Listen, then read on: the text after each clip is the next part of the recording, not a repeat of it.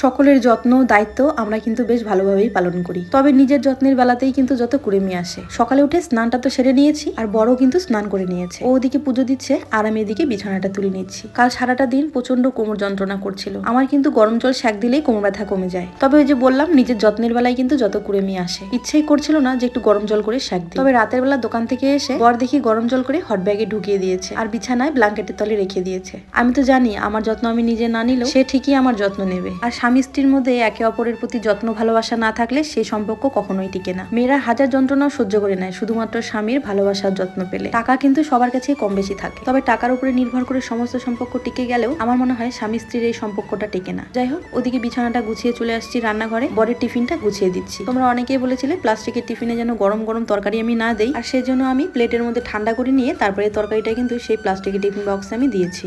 স্টিলের tiffin box কিন্তু আমার আছে, তবে সেই টিফিন বক্সের ঢাকাটা না একেবারেই নড়বড়ে আর ঢিলে, তাই আমি এই প্লাস্টিকের টিফিন বক্সেই দিই। কারণ কি, এটা ঢাকাটা অনেকটাই টাইট। চা খেয়ে তারপরে বর তো চলে গেল ওর অফিসে, এদিকে ছেলেকেও খেতে দিয়ে দিয়েছি আর আমিও কিন্তু খেয়ে নিয়েছি। আর তারপরে রান্নাঘরটা পরিষ্কার করে নিচ্ছি। আমি কিন্তু প্রত্যেক দিনই গ্যাসটা মুছিয়ে রান্না বান্না করি, আর সকালে রান্না বান্না করার পরে আবার গ্যাসটা মুছে নেই। শুধু গ্যাস নয়, পুরো রান্নাঘরটাই পরিষ্কার করে নেই, আর তারপরে আবার দুপুরে রান্না বান্না বসাই। দেখো, আমি জানি আমার ঘর বাড়িগুলো খুব একটা ভালো না, আর 5 জন মানুষের ঘর বাড়ির মতন সুন্দর বাড়িঘর আমার নেই, কিন্তু বিশ্বাস করো আমি আপ্রাণ চেষ্টা করছি আমার বাড়ি ঘরগুলো বানানোর জন্য। আর এটা হলো আমার জীবনের সবচেয়ে বড় স্বপ্ন, একটা সুন্দর বাড়ি বানাবো। দেখো, আমার বাড়িঘর ভাঙ্গা হতে পারে, তবে কিন্তু অগুছালো আমি কখনোই রাখি না। পেছনটা আমি অনেকবার পরিষ্কার করি। তবে দেখো, বাড়িটা তো আর আমার একার নয়, আমার শাশুড়ি মা এখনো আছে, তাই উনার উপরে গিয়ে তো আমি আর কিছু করতে পারি না।